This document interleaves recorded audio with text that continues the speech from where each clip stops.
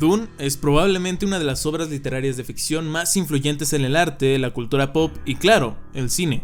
Star Wars, Game of Thrones, Akira, Matrix y un largo etcétera, todos inspirados por el trabajo de Frank Herbert, al punto de que es increíblemente difícil pensar en una producción de ciencia ficción o de fantasía que no retome conceptos o ideas de esta saga de libros. Es su magnitud y relevancia lo que la llevaron a querer ser adaptada múltiples veces al cine, intentos que nos llevaron hasta la versión de Denis Villeneuve en 2021, en una de mis cintas favoritas de ese año, que es un filme de ciencia ficción que tiene la tarea de plasmar la enorme y vasta obra de Herbert, en apenas 2 horas y 40 minutos. Todo el universo que este creó y pensó, así como el argumento que hace girar la historia.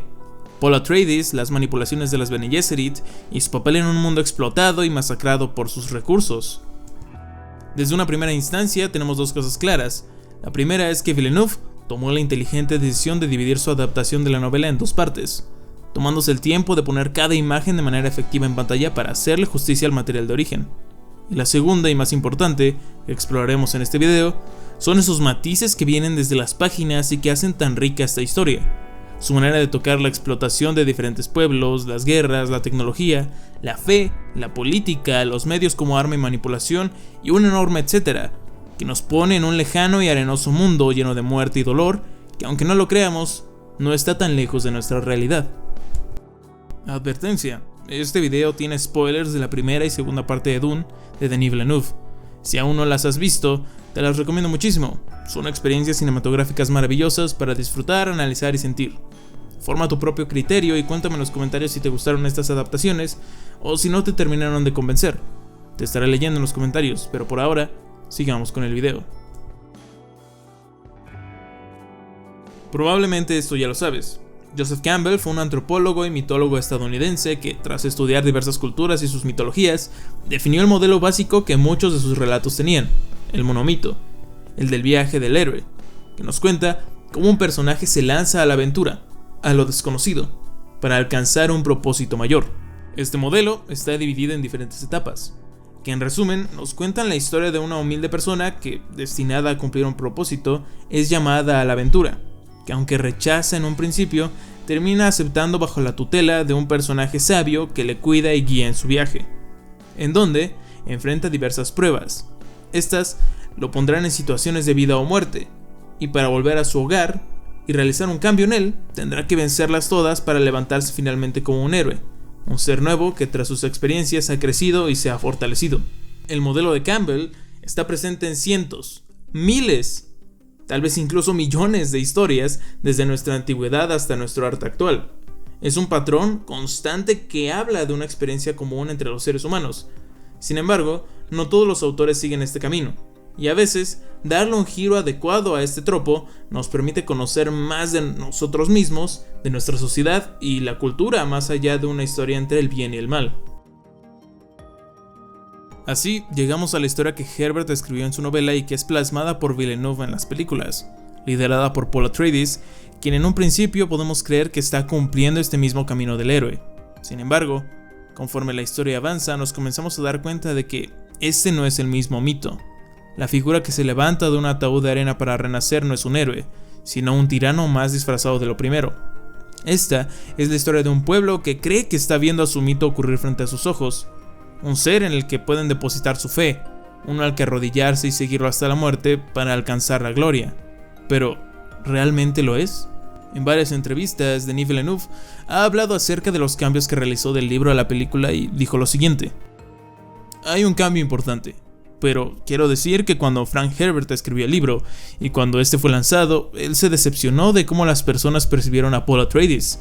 En su momento, él pensó que los lectores estaban hablando de Paul como un héroe, y para él era más un antihéroe. Era una figura oscura. El libro era para él una advertencia sobre una figura mesiánica, y por eso escribió Dune Messiah, para corregirlo y asegurarse de que las personas entendieran su intención.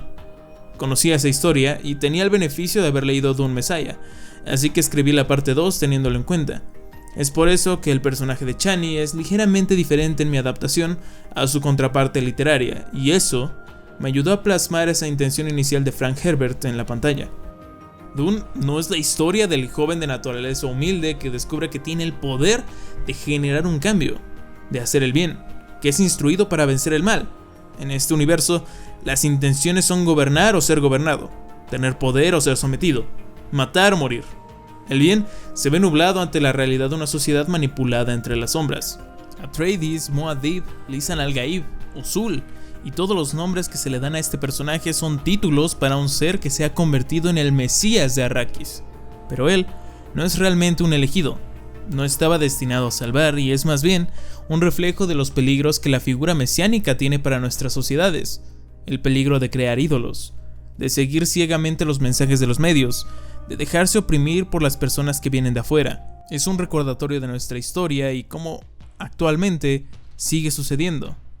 Entendemos como una figura mesiánica a esta persona que, para las creencias de un pueblo, para su cosmovisión e ideología, está destinada a brindarles una utopía, el fin de la muerte, la llegada de la vida y la felicidad eterna, como lo que podemos ver en la religión cristiana o judía, entre muchas otras.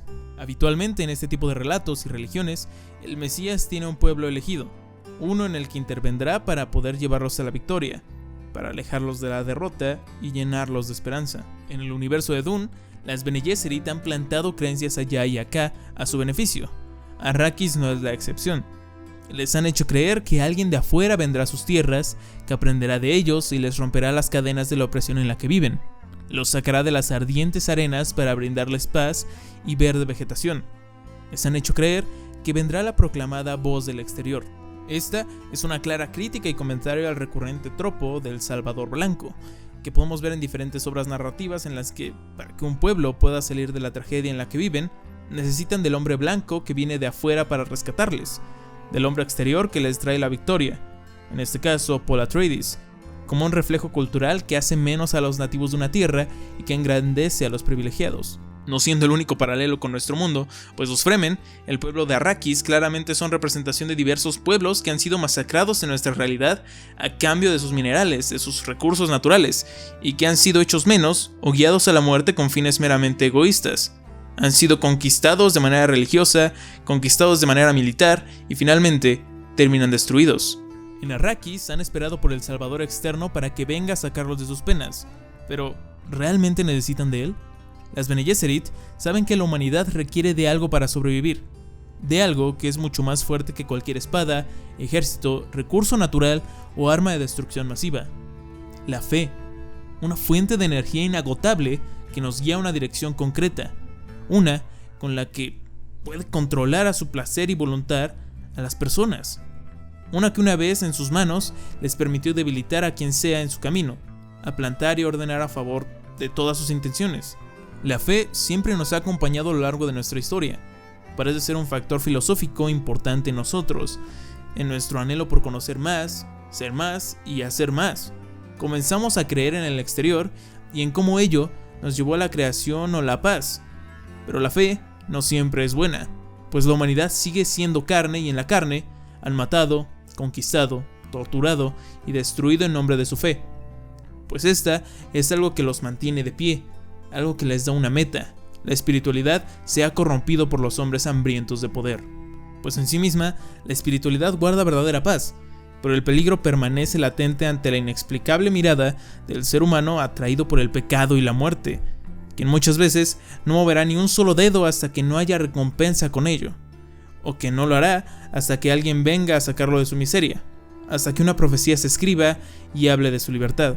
Las profecías son un tema complicado. Son revelaciones divinas que anuncian algo que sucederá y que al hacerlo cumplen un papel en la resolución de un plan mayor.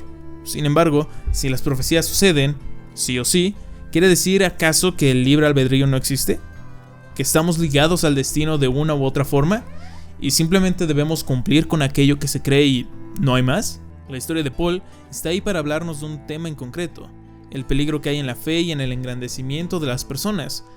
Él no es ningún elegido. Ha llegado en donde está por una serie de coincidencias a su favor y al poder que su madre tiene y que le heredó. Entonces, entra en juego el fervor religioso y patriótico que desea controlar, pues con él, nadie se puede meter en su camino. Tener un salvador tiene sus pros y sus contras. Ahora, el pueblo se ha levantado.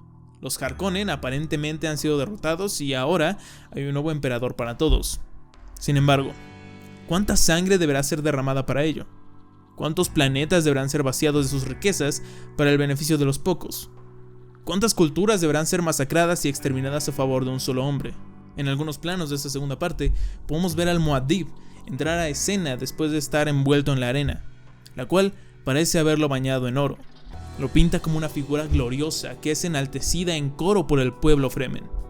Ya no hay vuelta atrás en este punto.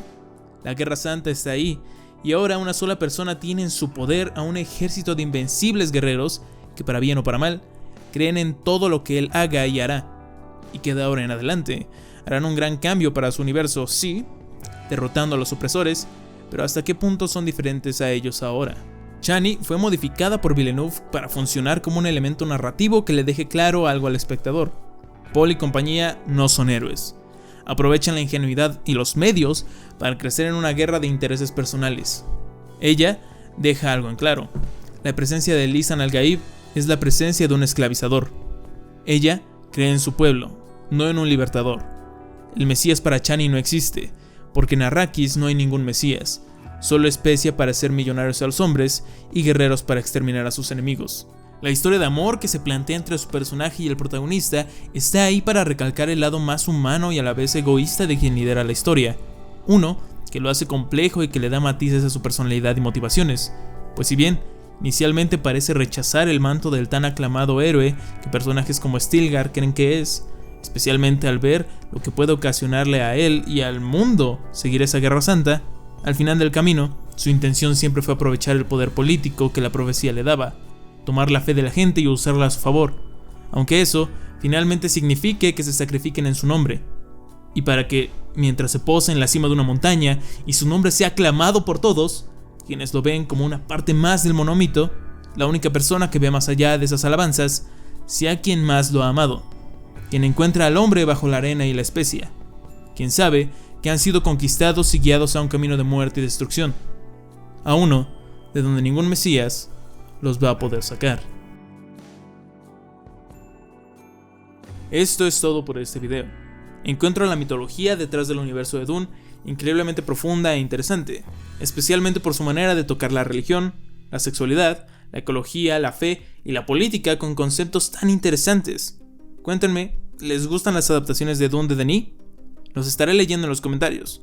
También díganme si les gustaría que hiciera un video destacando más el aspecto cinematográfico de la cinta, algo más como una review y menos un análisis. Ya saben, hablar de Timothy, de la dirección de Denis o de la música de Hans Zimmer. Síganme en mis redes, especialmente en Instagram y Letterboxd, para más contenido. Espero verlos en el próximo video. Los quiero mucho y bye.